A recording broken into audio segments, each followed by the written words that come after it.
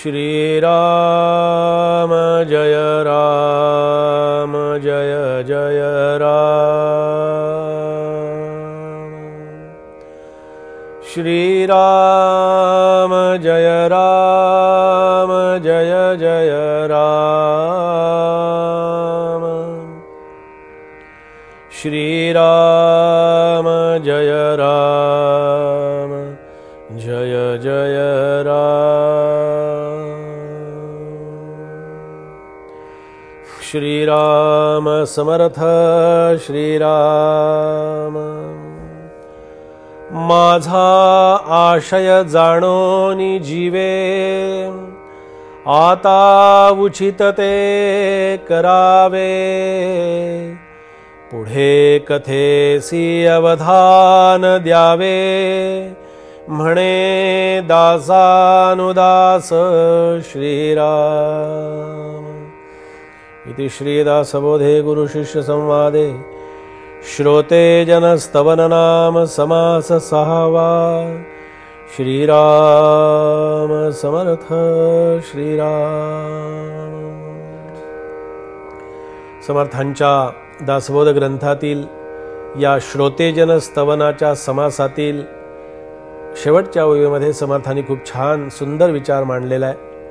समर्थ इथे असं म्हणतात की मी जे या समासाच्या माध्यमातून आपल्या समोर सांगण्याचा प्रयत्न केला, मांडणी करण्याचा प्रयत्न केला, मांडणी करत असताना सुद्धा मी मांडणारा कोणी नाही या भूमिकेतून मी ती मांडणी केली। मी सांगणारा कोणी नाही या भूमिकेतून ती मांडणी केली। पहा बरं, समर्थ सगळं सांगून झाल्यानंतर पुन्हा ही भूमिका ठेवतायत। आणि आमचं कसं होतं, आम्ही काही न करता, काही न सांगता, कुठेही न काही करता आम्ही केल्याचा केवढा मोठा आविर्भाव करत असतो ना। आमच्यामधला अहंभाव आम्हाला तो पुढे जाण्यासाठी नेहमी तो घातक ठरतो।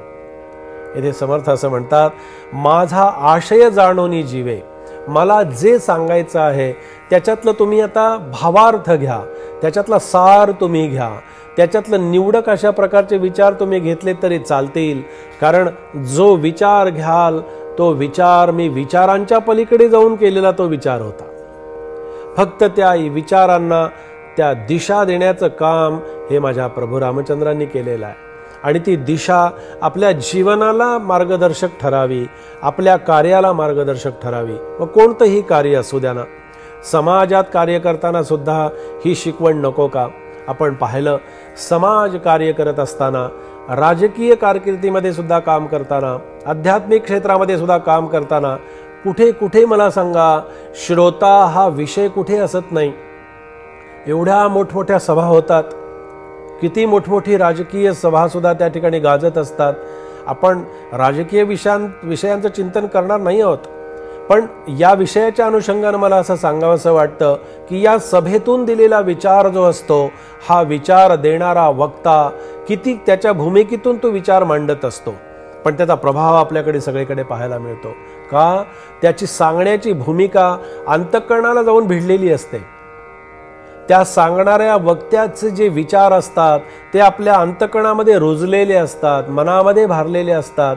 एखाद्या व्यक्तीबद्दल आपल्या मनामध्ये जे प्रेम असतं ते प्रेम ऐकत असताना सुद्धा आतून ते प्रेमाचा उमाळा आतून बाहेर येत असतो। तसं समर्थ इथे असं म्हणतात, माझा आशय म्हणजे माझ्या सांगण्याचा अर्थ आपण लक्षात घ्या। माझ्या सांगण्याच्या आणि त्या सांगणाऱ्याच्या भूमिकेमध्ये आपण या।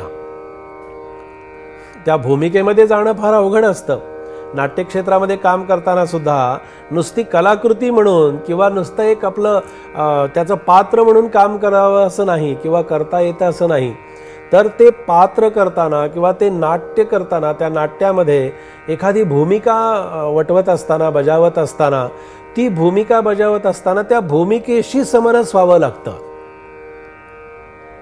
तुकाराम महाराजांची ज्यांनी भूमिका केली ते पुढे नंतर तुकाराम महाराजांच्या विचारांशी इतके जोडले गेले की त्यांच्यावरती ते संस्कारच तसे झाले हो। समर्थांच्यावरती ते संस्कार तशा प्रकारचे पुढे घडत गेले।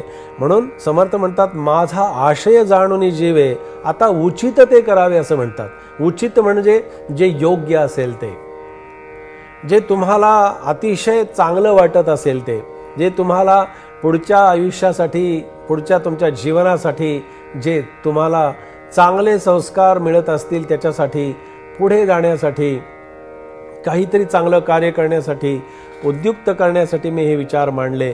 तुम्ही आता उचित ते करावे आणि पुढे कथेसी अवधान द्यावे म्हणे दासानुदास. आता मला जो पुढे विचार मांडायचा आहे, मला जी पुढे शिकवण द्यायची आहे, मला जे काही तुमच्यासमोर सांगायचं आहे, त्या सांगण्याच्या भूमिकेशी आपण एकरूप व्हा, त्या सांगणाऱ्याच्या भूमिकेशी आपण समरस व्हा, असं समर्थ आपल्याला या ठिकाणी सांगता आहेत. म्हणून माझ्या मनातला हेतू, माझ्या मनातला विचार, माझ्या मनातलं सांगणं हे मी तुमच्या समोर श्रीरामांच्या साक्षीनं, माझ्या सद्गुरूंच्या साक्षीनं मी तो विचार तुमच्या समोर मांडलेला आहे. आणि तो विचार आपण करा. त्या विचारांच्या माध्यमातून आपण काहीतरी चांगलं शिकण्याचा आणि काहीतरी चांगले संस्कार करून घेण्याचा प्रयत्न करा. कारण जीवनामध्ये हीच संधी असते शिकण्यासाठी, काही चांगलं उपलब्ध होणं. संत वाङ्मय वाचावं, शूरवीरांच्या कथा वाचाव्यात, स्वामी विवेकानंदांचं तत्त्वज्ञान वाचावं, स्वातंत्र्यवीर सावरकरांचं काही चिंतन आपण आपल्या जीवनामध्ये आपण करावं. भगतसिंग असतील, राजगुरू असतील, आमचे वेगवेगळ्या प्रकारचे समाज कार्य करणारे वेगवेगळे संत महंत असतील किंवा चांगल्या प्रकारचे असे लोकनेते असतील, त्यांची शिकवण आपण घ्यावी आणि ती शिकवण आपण आचरणामध्ये आणावी. त्या शिकवणुकीप्रमाणे आपण आपलं कार्य करावं. हाच या समर्थ विचारांच्या पाठीमागचा जो संस्काराचा भाग आहे, तो संस्काराचा भाग आपण आपल्या जीवनामध्ये उतरावा. याच्यासाठी आपण समर्थ चरणी हीच एक प्रार्थना करू की महाराज, तुम्ही जे सांगितलं, स्वामी तुम्ही जे ज्ञान दिलं, ते आम्ही आत्मसात करण्याचा प्रयत्न नक्की करू. कारण तुमची शिकवणच होती, केल्याने होत आहे रे, आधी केलेची पाहिजे. आम्ही ती शिकवण आचरणात आणण्याचा प्रामाणिक प्रयत्न करू, असं समर्थ चरणी आपण या ठिकाणी प्रार्थना करूया. जय जय रघुवीर समर्थ.